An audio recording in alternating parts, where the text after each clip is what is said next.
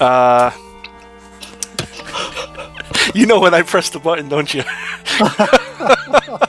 wait. The Lodge.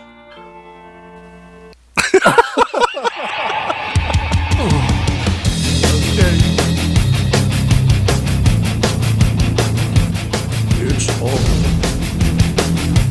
with Marchese and Buller. It's all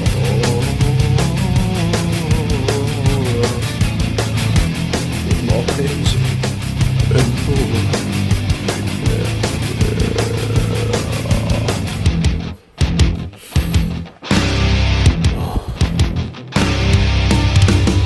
Welcome to Horror with Marchese and Buller and The Lodge. The Lodge. So this is a movie that's been produced, if that's the right word, by Hammer. I don't know if you guys know, I don't know if Will knows. Hammer is a famous horror producer over here in England. They did films like the Dracula movies with Christopher Lee and Peter Cushing in them, Frankenstein. They remade all the kind of Universal horror movies, but they did it with a sort of a rated R approach. They've been like out of it for a little while, right? Like this is like a... Correct. I was actually trying to think last night when the last time I saw a Hammer horror film was, and I think it might have been about 10 years ago. They did one called The Children, I think, about some kids who go bad. A real sort of creepy, slightly what's the word I'm looking for? Unnerving, I guess, movie. The Lodge is about children. Two children.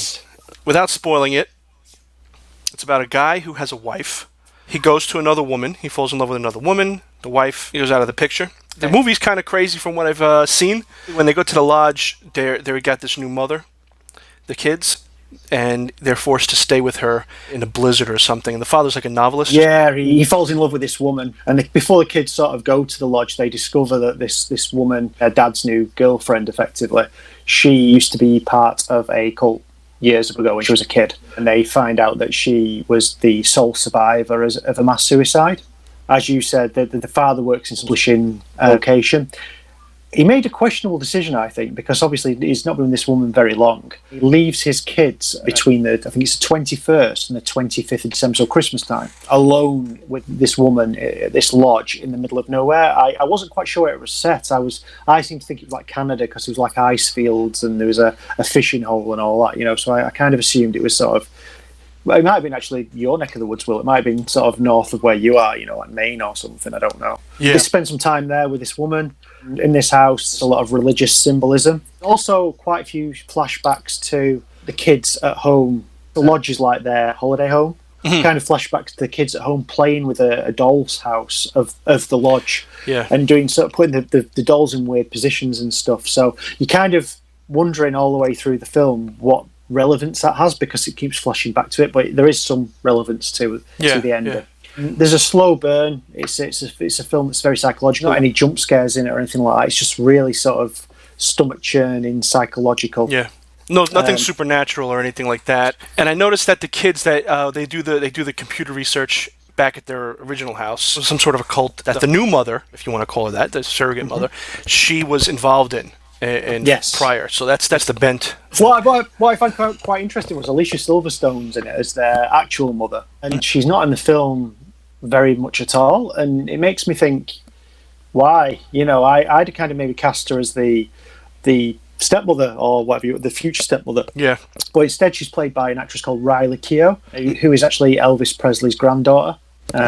She's Lisa Marie Presley's daughter, but her character's called Grace, which is quite appropriate because there's a lot of religious symbolism throughout the film, and she plays it like she almost underplays it. At no point do you think she's a psychopath or anything like that. The Lodge. The Lodge, it's great. The ending, the last act is quite violent. It almost comes out of nowhere, and it's really disquieting and unnerving. It's one of those films, if you're going to watch it, it's out on DVD, or Blu-ray as it is now. If you're going to sit down and watch it, get the kids to bed, turn all the lights out, expect a slow burner. It's in the same vein as like the Vitch or The Witch, that film, and The Lighthouse and Hereditary, these slow burn thinking man's horror films. in the same vein as that. But give it a try. I give it 4 out of 5. Just want to just say it may also be. I read somewhere it may be coming to Amazon Prime for free. I don't know if that's. I hope so. Yeah. Yeah, and the scene at the end where they're all around the table. I'm just gonna say, if to all the video game people out there, it reminds me of Resident Evil 7. I'll just put it at that. Me, I'll give it. I'm gonna give it 3.5 out of 5. And I'll tell you why. Because there was nothing supernatural about it, and that's fine. That's fine. But all these things about houses, I mean, it did twist a few things around, and everybody's praising it as the new horror, and this is a new horror film, and this is great new horror, because it's slightly deviating from all the tropes that they use in horror currently. Right? Mm-hmm. Everything's about like haunted houses and kids that when they open their mouth, their face gets all like zombie-like, and girls with hair in front of their face, and it's all fine and dandy, but and dolls, But it's like when you get to a point where it's like over and over and over again, there's nothing really new if you think about it. And these people, just like that other one that we did with Joe Hill King, this one, Lock and Key. Lock and Key. Yeah, it's always a house. Yeah. They always go to this house. Something is uncovered from this house. Things happen to the people, and then somebody learns something, and voila, you got yourself a horror story. Yeah. And I'm not saying that this is bad. I'm not saying that this is a bad horror story. But to me, personally, it's just that's the question of the day. Is it just a little more of the same stuff, just a little change, or is this really a different take on horror? I think you make quite a good point, actually, because I think there have been quite a few of these thinking man's slow burning horror films out lately. When you think of things like, say, the Hereditary, Get Out, anything by Jordan Peele, basically, The Lighthouse, which these are all films that are in vogue at the moment, but at the same time, it's like if you eat vanilla ice cream all the time.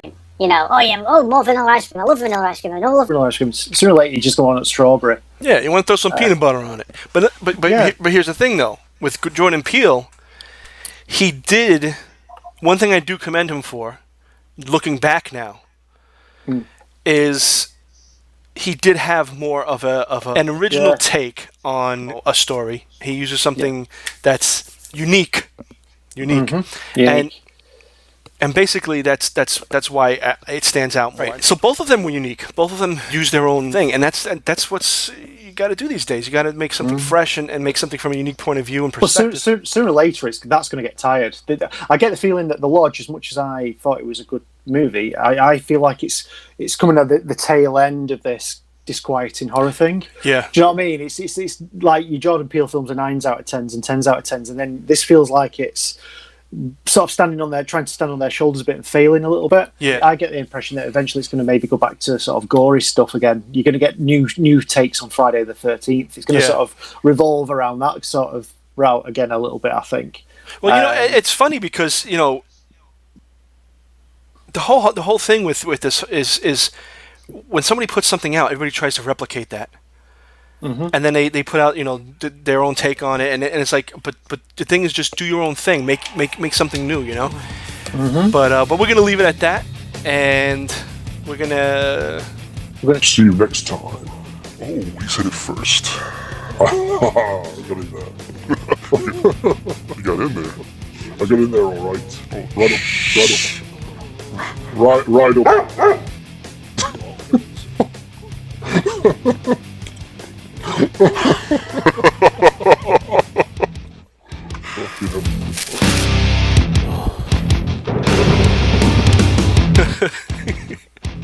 We're recording again. It's been a while. That sounds like a song. Been a while since I. Isn't that the Puddle of Mud or Nickelback or something like that? Yeah. I don't want to say too much of it because then we'll get a strike. Oh, right, okay. I don't think you could. Anyway. Yeah. But I digress. The Lodge. The Lodge. Because there was some YouTube videos that explain the ending and all that stuff. Mm-hmm. Basically, and this happens in the beginning. Or was it Get Out or was it?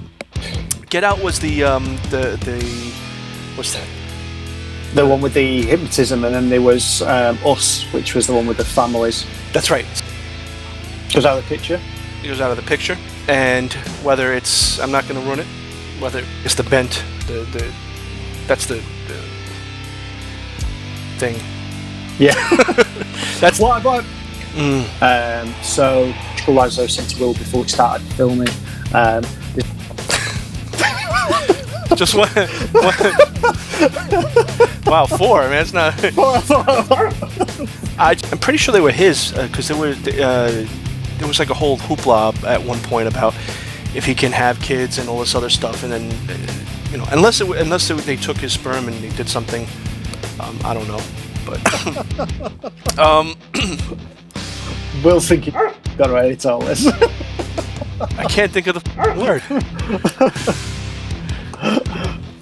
If only we knew some writers who might be able to help us.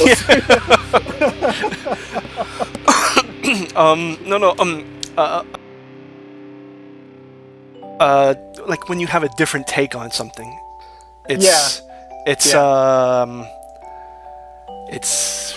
revolutionary. No, it's individualist. It's original, isn't it, I guess. And I'll use that. Yeah. Zevia. What are you drinking? Zevia. Which one? This one's cola. This has caffeine in it. This has. Oh, wow. This is the caffeinated cola, not the decaf. Nice. I've been drinking Strongbow cider. They've released a new rosé one. It's called Strongbow. You might not get in the States. It's a brand of lager. It's made by the same people who do Carlin and things like that. Oh. But it's quite a well-known brand of cider, and I quite like ciders. We've had some really nice weather, and I've been out in the garden quite a lot, as a lot of people probably have who have gardens. And yeah, Strongbow Rosé, which is a little bit, a little bit upper class maybe, but I've been really enjoying that. It's really sweet. It's like a really, not a very strong cider, But yeah, I've been drinking some of that lately. She's not with Elvis Presley and Michael Jackson, is she? The daughter? No, she's not. No, I think she's from a later thing, maybe. Did he even have a daughter with her? I don't think so. I don't think he's capable, is he? He probably had to adopt. Well, I mean, he's Lisa Marie Presley and Danny Keough. Danny Keough's her dad, whoever that is.